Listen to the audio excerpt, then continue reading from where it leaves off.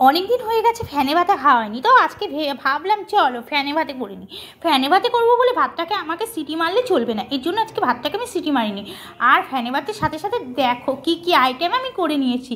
তো দেখো এখানে আমি নিয়েছি গাজর, বিট, টমেটার, পেঁয়াজ, আর আছে আলু মাখা পেঁয়াজ দিয়ে। এটা আছে টমেটার পুরা পেঁয়াজ দিয়ে মাখা, এটা আছে পেঁয়াজি, আর আছে বেগুন, বাদাম, মটরশুঁটি ভাজা। তো ফ্যান তো সাথেই আছে। তো চলো আজকে আমি এত কিছু নিয়ে বসে পড়েছি, পুরো খাওয়াটা তোমাদের সাথে শেয়ার করব। আর কটা পাঁপড়ও ভাজা আমি ভেজে নিয়েছিলাম, ভুলেই গেছিলাম অ্যাড করতে। তারপরে দেখো বসে গেছি আর কার্টুন দেখতে দেখতে খাওয়া স্টার্টিং করে দিয়েছি, ওদেরকে দিয়ে এলাম। আমি বললাম আজকে আমি শেয়ার করব, আমি একদম আলাদাভাবে বসে পড়েছি খেতে তোমাদের সামনে নিয়ে এক থালা খাবার। আমার ছেলে দেখে বলছে, মা তুমি এত খাবার খেতে পারবে নাকি? আরে হ্যাঁ বাবু, হ্যাঁ খেতে পারবো। আমি এমনি এত মোটা নাই রে বাবু, আমি অনেক খেতে পারি। তবুও মা এ তো অনেক অনেক খাবার।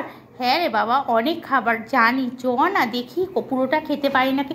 না মা না, তুমি খেতে পারবে না। আরে পারবো রে, অত টেনশন করিস না, এখনও জায়গা থাকবে, খাওয়ার পরও আরও এক থালা খেতে পারবো। এমনি এমনি কি মোটা হয়েছি? প্যালবান কি এমনি হয়েছি বল?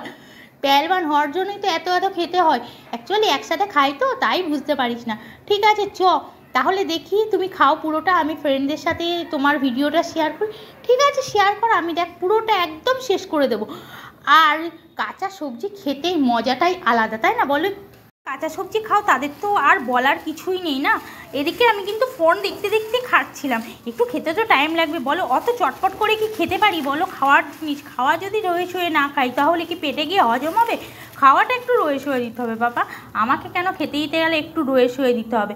হ্যাঁ খাবো আমি বড় বড় গপ করে, কিন্তু আমাকে একটু রয়ে শোয়ে খেতে দিতে হবে, যাতে আমি সমস্ত খাবারটা ঠিকঠাক করে খেতে পারি। তারপরে জানি না কি হবে বাবা রাতের বেলায়। আর সাথে নিয়েছিলাম ফ্যানটা যে ভালো লাগছিল। আগে ছোটোবেলায় অনেক ফ্যানে ভাতে খেয়েছি, ভাত হওয়ার পরেই না ফ্যানটা রেখে দিত, আর ফ্যান দিয়ে ভাত দিয়ে খেয়েছি। কিন্তু বড় হয়ে যাওয়ার পরে না, ওটা যেন কেমন লাগে, একটা প্রেস্টিজের ব্যাপার। বাবা ফ্যানে ভাতে খাবো, কেমন লাগে, কে কি বলবে, একটা প্রেস্টিজ লাগে। কিন্তু জানি না ইদানিং মনে হচ্ছিল একটু ফ্যানে ভাতে খাওয়ার খুব দরকার আছে। ছোটোবেলার স্বাদগুলো মুখে আনা ফিরে আসে, এখন আর সেই স্বাদ ফিরে আসে না জানো তো। যতই আমি ফ্যানে ভাতে খাই না কেন, সেই স্বাদ আর আগেকার মতন নেই, ছোটোবেলার মতন স্বাদ নেই। আগে ছোটোবেলায় আলু সেদ্ধ সকালবেলায় কাঁচা লঙ্কা দিয়ে মাখা, সাথে ঘি আর ভাত দিয়ে একটু ফ্যান দিয়ে খেয়ে নিতাম। বাহ ওয়াও, কী খাবার ছিল! খেয়ে স্কুলে ছুটতাম, কখনো ভাজা হতো সাথে সকালবেলাতে, তবুও ওটা খাবারটাই মানে একদম মনে হতো ওটাই যেন অমৃত খাচ্ছি। এখন যত খুশি খাই না কেন, যত মশলাই দিই না কেন, এখন যেন খাবারে কোনো টেস্ট নেই, কেন জানি না।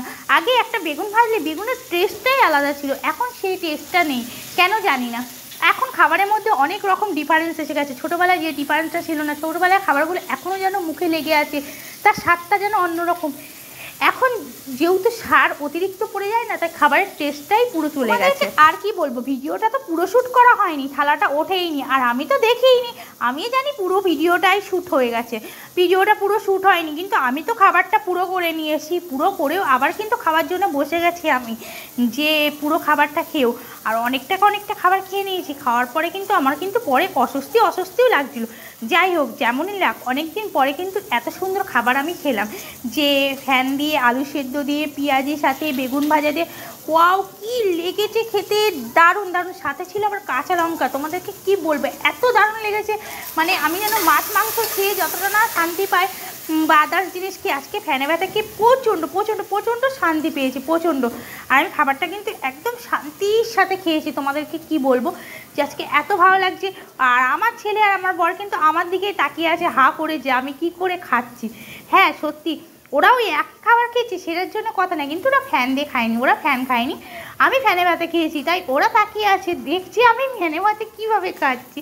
কি বলবো, অবশ্যই খুব ভালো লাগে। কারা তোমরা ভালোবাসো অবশ্যই বলবে। আর শীতের দিনে কিন্তু খুব ভালো লাগে গরমের থেকে, গরমে যদিও ভালো লাগে না। আর গরম গরম ফ্যান, ওপরে একটু সর্ষের তেল দিয়ে এত ভালো লাগে। ছোটোবেলায় আমি ওটাও ট্রাই করেছি আমার পিসির বাড়িতে, ফ্যান, নুন, সর্ষের তেল আর তার ভিতরে একটা কাঁচা লঙ্কা মেখে দিয়ে আমার পিসির মেয়েরা বানাতো, মানে ফ্যানটা নিয়ে যেত। আর ফ্যানটা তখন একটা গ্রেভি আলাদা ছিল, এত মানে আঠা হতো, তোমাদেরকে কি বলবো। এখন চালের তো মানে মনে হয় খালি জল বেরোয়, কোনো ফ্যান বলতে তো জিনিস নেই, আর আমরা যদিও ওইটাকে রাখি না। কিন্তু আগে এটা ছিল না, আগে ছিল পুরো পুরো মানে পুরো আঠা একদম। তো কে কে ফ্যান ভাত খেয়েছো অবশ্যই আমাকে কমেন্ট করে জানিও। আমি অনেক খেয়েছি, আবার ডাইরেক্টলিও ফ্যান ভাত খেয়েছি। ডাইরেক্ট ফ্যান ভাত বলতে মানে ভাতটা একটু ফেনা ফেনা হবে, ওটার সাথে আলু সিদ্ধ, ওটাও খেয়েছি। এই ঝরঝরে ভাত নয়, শুধু ফেনা ভাতও খেয়েছি। আর মানে খুব খেয়েছি, খুব খেয়েছি। আমার পিসির বাড়িতে প্রায় যখনই যেতাম সকালবেলাতে, কোনো সময় যেতাম বা পিসিরা আসতো, বেশিরভাগটা ফ্যানে ভাতে করে নিত। এখনকার মতন তো অত রুটি কে করবে সকালবেলা, রুটি লুচি, এখন আমাদের ভাত খেতে সকালে একদম ইচ্ছা করে না। কিন্তু তখন অত কে কি করবে, সকালবেলাতে ভাত খাও, দুপুরে ভাত খাও, রাতে ভাত খাও, ভাত আর ভাত, ভাত খেয়ে খেয়ে তো ভাতের মতন হয়ে গেছি, ভাতের থেকে 3 গুণ হয়ে গেছি, তাই না বলো?